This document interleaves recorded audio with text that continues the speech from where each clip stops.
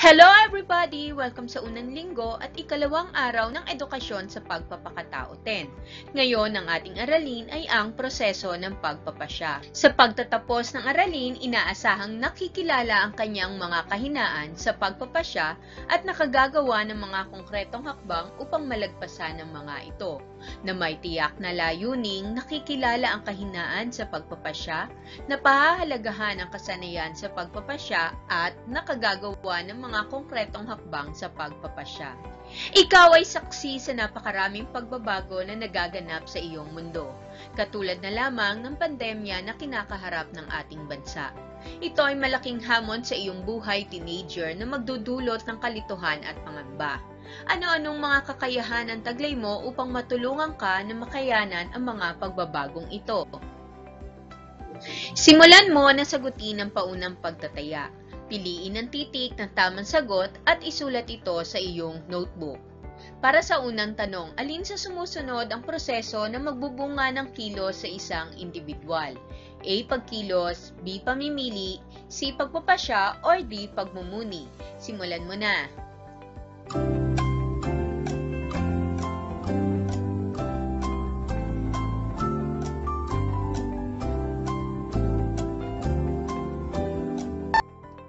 At ang tamang sagot ay letter C. Ikalawang tanong, sa pagpapasya, ano ang mahalagang instrumento na kakailanganin mo? A. Isip at damdamin, B. Isip at katotohanan, C. Isip at kilos loob, or D. Isip at pagmamahal.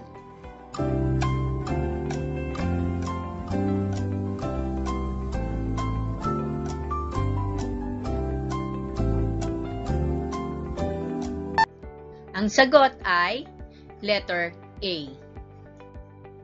Ikatlong bilang, paano ka magpapasya sa pagitan ng dalawang magandang pagpipilian?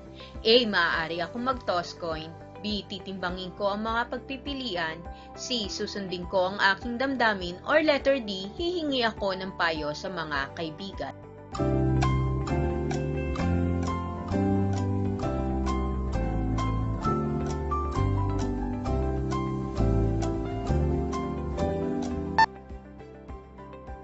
Ang sagot ay B.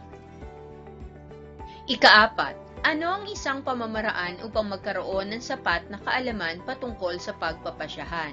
A. Pakinggan ang sarili, B. Magkalap ng mga impormasyon, C. Pagkatiwalaan ang instinct, or D. Timbangin ang mga pagpipilian.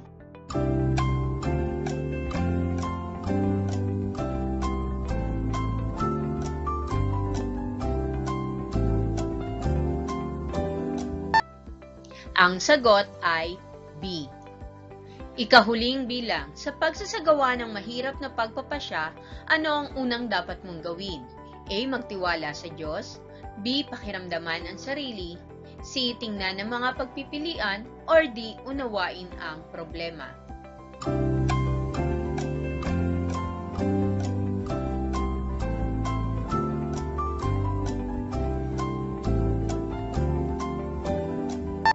Ang sagot ay letter D.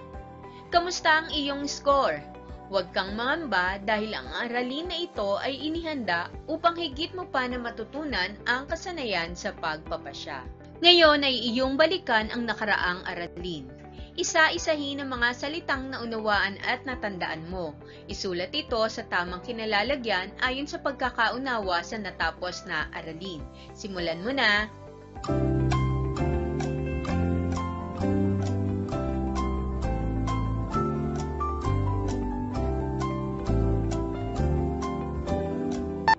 Basahin mo ang isinulat na sagot. Sa number 1, number 2, number 3. Ngayon naman ang number 4, number 5, number 6. Sa 7, 8, 9. Ika-10, 11, 12. Ikaw ay pinagkalooban ng isip upang tama. At ikaw ay binigyan ng kilos loob upang magaling. Masaya ako at natukoy mo ang mataas na gamit at tunguhin ng isip at kilos loob. Sa aralin natin ngayon ay mauunawaan mo pa kung paano ginagamit ng tao ang kanyang isip at kilos loob. Ang buhay mo bilang kabataan ay puno ng pagpapasya. Mula sa pagmulat ng iyong mata, ikaw ay nagsasagawa na ng pagpapasya, na isang proseso na magbubunga ng isang kilos.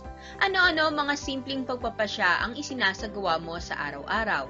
Isulat sa unang hanay ang mga simpleng pagpapasya na iyong isinasagawa.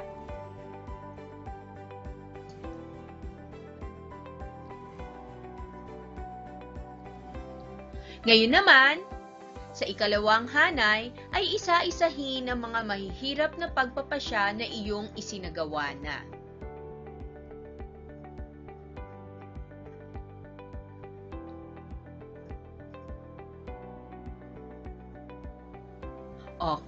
Ano kaya ang iyong mga isinagot? Magaling! Hindi mo namamalaya na sa bawat kilos mo ay may kaakibat na pagpapasya. Ginagamit mo ang iyong isip at damdamin. Ikaw ay palaging nagpapasya ng mga bagay na magbibigay ng malaking epekto sa iyong buhay. Paano ka ba nagpapasya? May sinusunod ka ba na proseso upang magtagumpay sa iyong pagpapasya? Gayunpaman, kailangan mong paunlarin ang kakayahan sa pagpapasya upang maihanda ka sa hamon ng buhay. Narito ang proseso ng pagpapasya. Mag-isip ka nga ng mahirap na pagpapasya ang ginawa mo. Sabayan mo ako sa prosesong ito. Ilapat mo ang sariling karanasan sa bawat hakbang na aking tatalakayin. Number 1. Kilalanin at tukuyin ang problema. Magkaroon ka ng masusing pagsusuri sa kinakaharap na sitwasyon o problema. Nasuri mo ba ang tunay na problema o sitwasyong kinakaharap mo? So, maaaring isulat ang sagot sa espasyong nakalaan. Susunod ay mangalap ng impormasyon. Maaari kang magtanong, magsaliksik, o magbasa upang makakuha ng makabuluhang impormasyon. Ano-anong mga impormasyon ang nakuha mo na sumasagot ba ito sa mga katotohanan na dapat mong makita? Ang ikatlo ay ilista ang posibleng pagpipilian.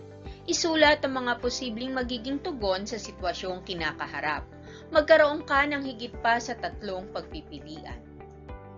Ikaapat ay tingnan ang iyong pagpapahalaga. Ang pagpapahalagang taglay mo ay makatutulong sa pagpili ng kilos na gagawin. Ang pipiliin mo ba ay kumakatawan sa pinaniniwalaan at pagpapahalaga na mayroon ka? Sa ikalima, suriin ang mga pagpipilian. Gamit ang iyong isip ay makikita mo ang maaaring maging bunga ng gagawing kilos, at ang iyong kilos loob ay magdidikta na piliin at gawin ang mabuti. Sa ika-6, piliin ang nakahihigit sa pagpipilian. Mula sa mga natukoy na pagpipilian, pumili ng nakahihigit sa lahat. Ito ay dapat makabubuti sa nakararami at may kaunting negatibong epekto. Gumawa ng plano ng pagsasagawa. Bago isakatuparan ang napili, magkaroon ng konkretong pamamaraan ng pagsasagawa. Ang pagkakaroon ng 2 o higit pa ay makatutulong. Sabi nga nila, plan A to C ang ihanda, upang kung hindi maaari ang isa, ay may iba kaagad na pwedeng isakatuparan. At ang huli, suriin ang naging resulta. Humingi ng puna mula sa malalapit na tao at maaaring maapektuhan ng iyong pagkilos. Maaaring balikan ang mga natapos na proseso upang makita kung saan ka nagkulang. At kung magkakaroon ka ng pagkakataon na isabuhay itong muli, makita mo kung saan ka maaaring magkaroon ng pagbabago. Ilan lamang ito sa proseso na maaari mong sundin upang maging malinaw ang pagpapasya na iyong gagawin. Ano ang mensahe ng banal na kawikaang ito? Mula sa mga kawikaan, Kabanata 11, bilang 2 hanggang 3. Basahin ito ng tahimik at pag-isipan.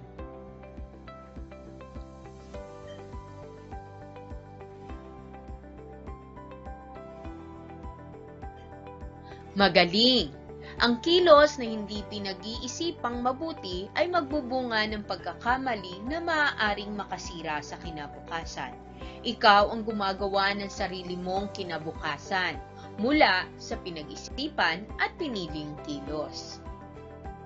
Ang iyong mga pagpapahalaga ay malaking salik na makatutulong upang lumago ang kasanayan sa pagpapasya. Subukan mong kilalanin ang iyong sarili. Ano-anong mga katangian ang tinataglay mo sa kasalukuyan at mga katangian na kailangan mong hubugin upang magamit sa mabuting pagpapasya. Isulat sa unang hanay ang tinataglay mo na at sa ikalawang hanay ang mga katangian na dapat mo pang hubugin.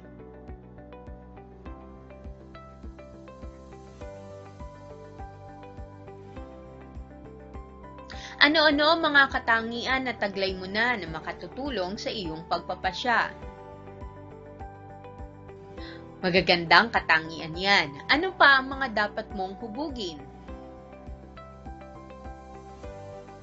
Ang mga katangian na iyan ay higit pang magpapalago sa iyong kasanayan sa pagpapasya. Iyong tandaan na hindi patiyak ang iyong kinabukasan. Ito ay binubuo mo pa lamang. Magagamit mo ang kakayahan sa pagpapasya upang makita at masunod ang plano ng Diyos sa iyong buhay. Maraming salamat sa iyong pakikinig. Inaasahan ko na gagamitin mo ang iyong natutunan sa araw na ito.